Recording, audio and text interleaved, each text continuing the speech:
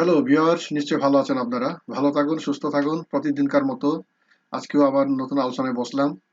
গতকাল আমাদের আলোচনা ছিল কম্পিটিটর অ্যানালাইসিসের সেকেন্ড পর্ব, অর্থাৎ আমরা আলোচনা করেছিলাম জেনারেল অ্যানালাইসিসে আমরা আলোচনা করেছিলাম আমাদের কম্পিটিটরদের পিএ দিয়ে কি অবস্থায় আছে, তাদের কিওয়ার্ড প্লেসমেন্টগুলা ঠিক আছে কিনা, তাদের কিওয়ার্ড প্রক্সিমিটি, প্রমিনেন্স এগুলো ঠিক আছে কিনা, সোশ্যাল কালেকশন, সোশ্যাল মিডিয়ার কানেকশন গুলো ঠিক আছে কিনা, এইসব আমরা দেখেছিলাম আমাদের জেনারেল অ্যানালিসিসে।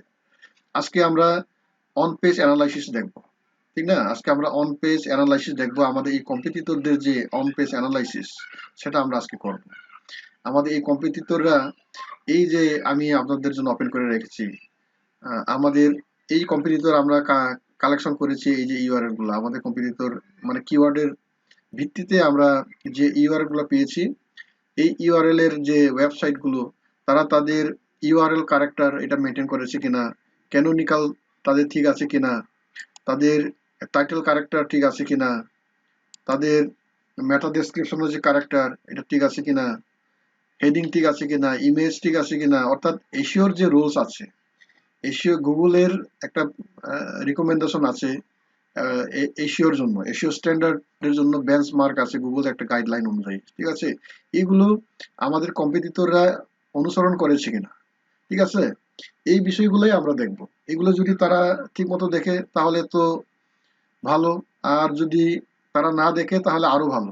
অর্থাৎ কম্পিটিটর হিসাবে আমি তাদের দুর্বল দিকগুলো অতিক্রম করে তাদের জায়গাগুলো আমি দখল করতে পারবো, ঠিক আছে? কম্পিটিটিভ অ্যানালাইসিস কিন্তু এই কারণেই অন পেজ অ্যানালাইসিসে এগুলো দেখার কারণ হলো তাদের কোথায় দুর্বল দিক আছে সেগুলো আমরা ফিল আপ করে ফেলবো আমাদের ওয়েবসাইটের জন্য, এবং আমরা তাদেরকে আস্তে করে তাদের জায়গায় আমরা বসে যাব, ঠিক আছে?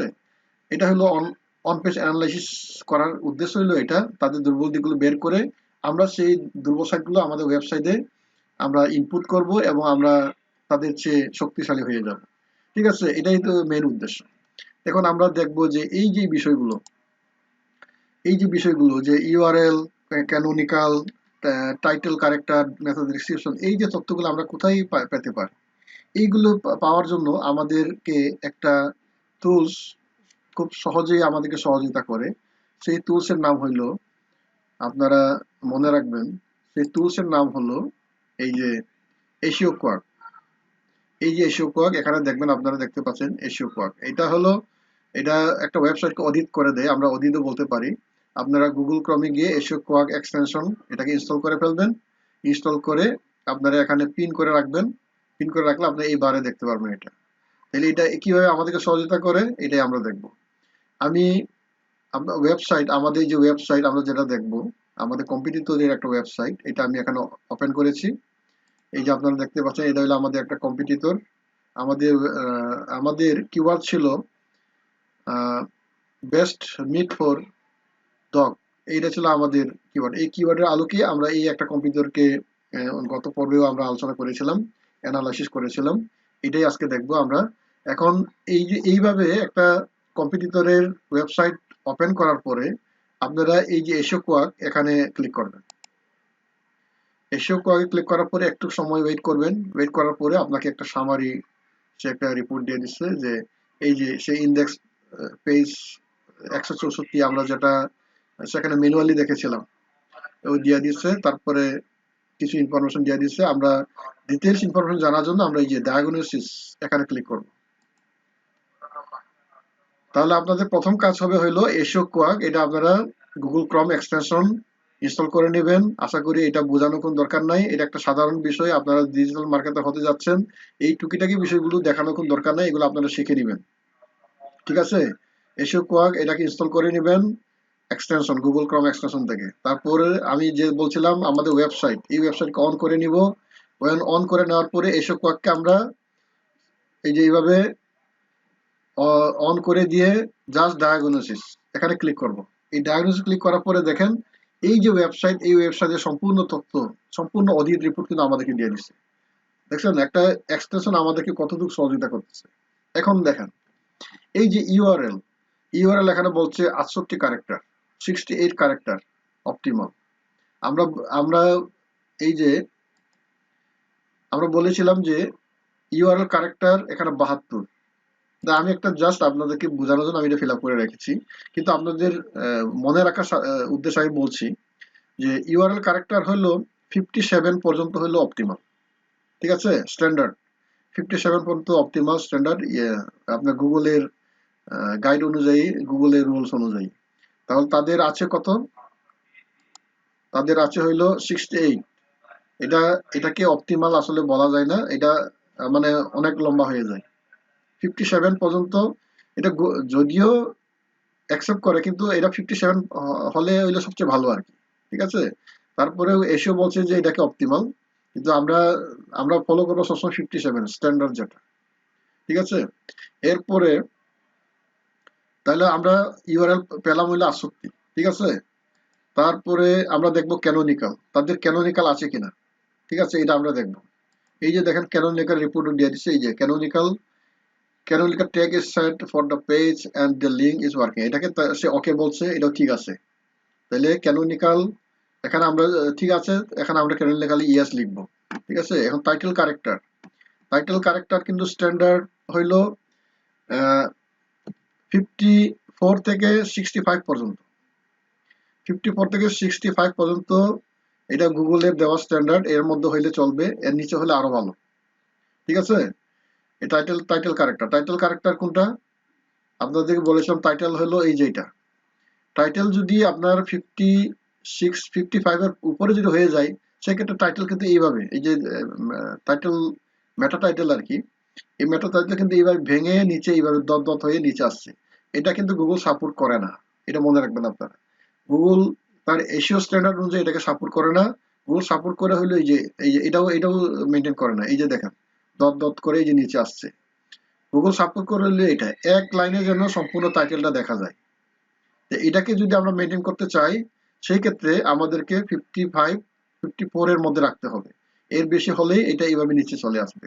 যদিও গুগল এলাও করতেছে, কিন্তু এটাকে হলো সবচেয়ে মানে স্ট্যান্ডার্ড বলা হয় আর কি। ঠিক আছে, এটা মনে রাখবেন। 55 এর মধ্যে, 54 এর মধ্যে যেন আমাদের মেটা টাইটেল যেন থাকে। তারপরে আমরা দেখবো একটা কি, এখানে 61 এটাকে অপটিমাল সে বলছে, ওই যে বলছিলাম 55 থেকে 65 এর মধ্যে থাকলে অপটিমাল, এর জন্য অপটিমাল ধরছে আর কি। এরপরে মেটা ডেসক্রিপশন, ওদের কিন্তু মেটা ডেসক্রিপশন সমস্যা আছে, উইকনেস আছে। মেটা ডেসক্রিপশন হলো এই যে মেটা ডেসক্রিপশন, এই যে মেটা ডেসক্রিপশন, এখানে 150 150 ক্যারেক্টার পর্যন্ত হলো স্ট্যান্ডার্ড, এর নিচে হলে ভালো। ঠিক আছে, আবার অতিরিক্ত কম হলে কিন্তু সমস্যা আছে। মেথড ডিসক্রিপশন আমাদের 140 থেকে 150 এর মধ্যে থাকলে সবচেয়ে স্ট্যান্ডার্ড। ঠিক আছে, এখন আমাদের কম্পিটিটরের কি অবস্থা? কম্পিটিটর মাত্র ওই যে 67, এটা লো, অতিরিক্ত লো। ঠিক আছে, এটা অতিরিক্ত লো, এটাকে এশিও কোয়াক সেটাকে নেগেটিভলি ধরছে, এটা তাদের দুর্বল পয়েন্ট আছে, কাজে এটা আমাদের জন্য ভালো। আমরা কম্পিটিটর হিসাবে তাদেরকে আমরা সহজেই টেক্কা দিতে পারবো। ঠিক আছে, এখন মেটা কিওয়ার্ড এটা আমাদের এখানে দরকার নেই, হেডিং দরকার আছে। হেডিংটা দেখেন, হেডিং এ যে কি করতেছে, H1 10, H2 18, মানে তার এখানে উইকনেস আছে। আমরা আমরা এখানে কি বলেছি, যে কি এই যে হেড ওয়ান, আমরা তার ওই ইয়াদা ইনফরমেশনটা এখানে বসিয়েছি, এটার জন্য এইভাবে আসছে। কিন্তু একটা কন্টেন্টের জন্য H1 কিন্তু একটাই থাকতে পারবে, এটা মনে রাখবেন। একটা কন্টেন্ট তো আপনারা জানেন, একটা প্রোডাক্টের জন্য একটা কন্টেন্ট, একটা সার্ভিসের জন্য একটা কন্টেন্ট। এখন এই কন্টেন্টের যে হেডিং, যেটা প্রত্যেকটা কন্টেন্টের, প্রত্যেকটা রচনা লেখার সময় তো আমরা জানি একটা হেডিং থাকে আমাদের, ওই হেডিং হবে সবসময় H1। এরপরে যে সাব হেডিং গুলো থাকবে, ওগুলো হবে H2 H3 ব্যবহার করতে পারবে। ঠিক আছে, কিন্তু সে এই রুলটা, গুগলের এসো এই রুলটা সে মেনটেন করে নাই। ঠিক আছে, এখানে তার দুর্বলতা আছে, এই যে হেডিং, এখানে তার দুর্বলতা আছে। এই যে H1 H2 H3 এখানে সে এটা মেনটেন করে নাই, অর্থাৎ তার হেডিং সে এটা মেনটেন করে নাই, এর সমস্যা আছে, যার কারণে গুগল এটাকে নেগেটিভলি দেখছে আর কি। এই যে ইমেজের ক্ষেত্রে দেখেন, তার ইমেজের ক্ষেত্রে আমাদের competitor 70 image without alter tag, এটাও তার দুর্বলতা আছে। এই যে ইমেজের যে স্ট্যান্ডার্ড এটা সে মেনটেন করে নাই। আমাদের এসইও রুলসে আছে যে প্রত্যেকটা ইমেজের সাথে আমাদের কিওয়ার্ড থাকতে হবে এবং অল্টার ট্যাগ দিতে হবে কিওয়ার্ডের মাধ্যমে।